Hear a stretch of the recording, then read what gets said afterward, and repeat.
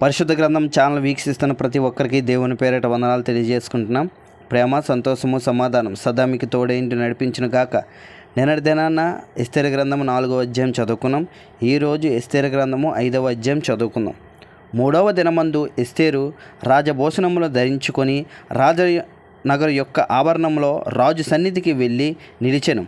రాజనగరు ద్వారమునకు ఎదురుగానున్న రాజావరణంలో తన రాజాసనం మీద రాజు కూర్చొని ఉండెను.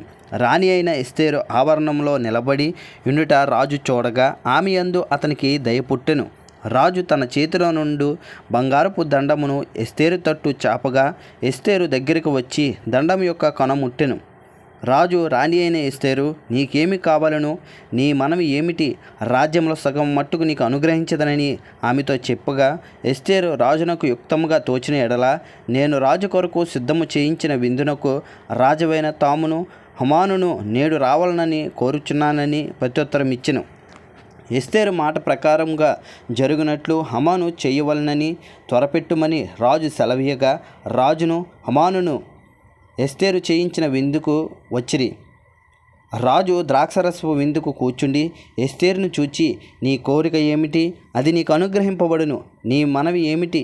అది రాజ్యంలో సగము మట్టుకైనను చెయ్యబడునని చెప్పగా, ఎస్తేరు ఇలాగ ప్రత్యుత్తరం ఇచ్చెను. రాజవైన తమ దృష్టికి నా ఎడల దయ కలిగి నా మనవి చొప్పునను నా కోరిక చొప్పునను జరిగించుట రాజవైన తమకు అనుకూలమైతే రాజవైన తామును హమానును మీ నిమిత్తము నేను చేయింపబో విందుకు రావలను.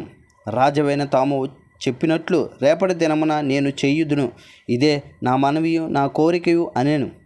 నా దినమందు హమాను సంతోషించి మనోల్లాసము గలవాడై బయలువెళ్ళి రాజగుమ్మము నుండి మొర్దెకై తన్ను చూచియు అతడు లేచి నిలవకయు కదలకయు ఉన్నందున మొర్దెకై మీద బహుగా కోపగించెను. అయితే హమాను కోపము అణుచుకొని తన ఇంటికి పోయి తన స్నేహితులను తన భార్య అయిన జెరెషును పిలిపించి తనకు కలిగిన గొప్ప ఐశ్వర్యము గూర్చియు చాలామంది పిల్లలు తనకుండుటను గూర్చియు రాజు తను గనుపరిచి రాజు క్రింద నుండి అధిపతుల మీదను సేవకుల మీదనున్న తన్ను ఎలాగ పెద్దగా చేసినో దానిని గూర్చియు వారితో మాట్లాడెను. మరియు అతడు రాణి అయిన ఎస్తేరు తాను చేయించిన విందునకు రాజును నన్ను తప్ప మరి ఎవరిని పిలిపించలేదు.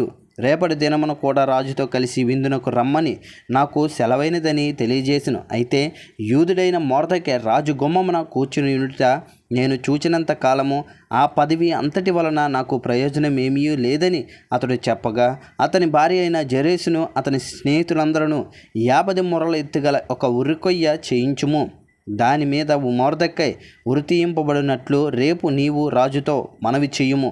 తర్వాత నీవు సంతోషంగా రాజుతో కూడా విందునకు పోదువు అని అతనితో చెప్పిరి. ఈ సంగతి హమానునకు యుక్తముగా కనబడినందున అతడు ఉరికొయ్య ఒకటి సిద్ధము చేయించెను. ఇంతటితో ఎస్తేరు గ్రంథము 5వ అధ్యాయం పూర్తయింది. రేపటి దినాన ఎస్తేరు గ్రంథము 6వ అధ్యాయం చదువుకుందాం. ప్రేమ, సంతోషము, సమాధానం సదా మీకు తోడేంటి నడిపించును గాక. ఆమెన్.